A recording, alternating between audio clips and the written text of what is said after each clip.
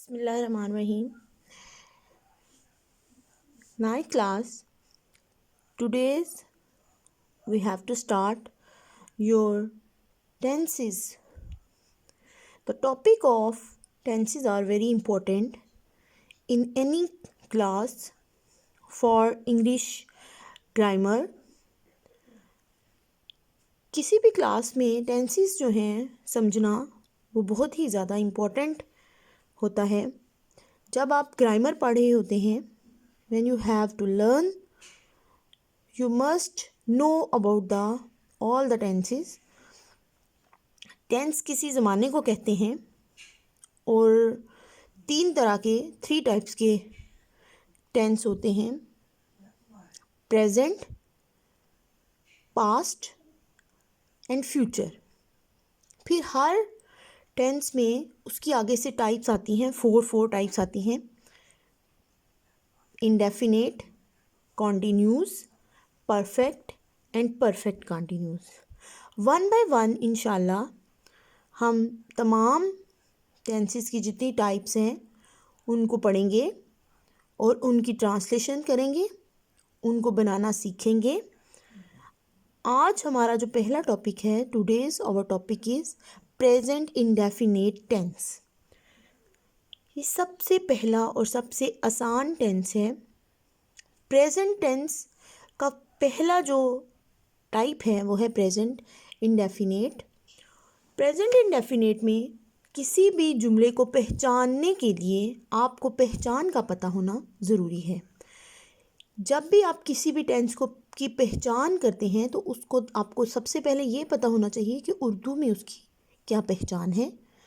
फिर जब आपको उर्दू के जुमलों को पढ़ना आ जाएगा, फिर आपको ये देखना पड़ेगा कि इंग्लिश में कैसे हमने इस टेंस में जुमला बनाना है. उर्दू में प्रेजेंट इंडेफिनेट की पहचान करने के लिए आपको जब भी कोई जुमला पढ़ने के लिए मिलेगा, आपने देखना है कि उसका लास्ट कहाँ पे ख़त्म हो रहा है. प्रेजेंट इंडेफिनेट में किसी भी सेंटेंस के आखिर में ता है, ते हैं, ता हूँ, ती हैं वगैरह के अल्फाज आते हैं. मसलन मैं सुबह सवेरे उठता हूँ, वो हर रोज़ सैर को जाता है. इस तरह इंग्लिश में ट्रांसलेशन करने के लिए आपने देखना है कि जब आपके सामने प्रेजेंट इंडेफिनेट का कोई सेंटेंस आए तो आपने उसको कैसे इंग्लिश में कन्वर्ट करना है. सब्जेक्ट सबसे पहले होता है किसी भी सेंटेंस को बनाने के लिए. उसके बाद आपने वर्ब की फर्स्ट फॉर्म यूज़ करनी है प्रेजेंट इंडेफिनेट में. If subject is singular, use S और ES with first form of verb. जब भी आपका सब्जेक्ट जो है वो सिंगुलर होगा, जैसे ही, शी, इट या कोई भी सिंगुलर पर्सन होगा, तो आपने उसके साथ जो वर्ब की फॉर्म लगानी है उसमें एस या ई एस का इजाफा करना है. If subject I, we, you, they. अगर आपका सब्जेक्ट जो है वो आई, वी, यू और दे से शुरू हो रहा हो, then only use first form of verb. तो आपने सिर्फ वर्ब की फर्स्ट फॉर्म यूज़ करनी है, एस या ई एस साथ में नहीं लगाना. फॉर एग्ज़ाम्पल, मैं सुबह सवेरे उठता हूँ. I get. आई आपका सब्जेक्ट है और इसमें वर्ब की फॉर्म है गेट, और गेट आपने फर्स्ट वर्ब की फॉर्म ही ओनली लगानी है. I get up early in the morning. वो हर रोज़ सैर को जाता है. ही जाता है, जाना, गो. ही गो, और चूँकि ही सिंगुलर पर्सन है तो आपने गो के साथ ई एस का इजाफा करना है. He goes for a walk daily.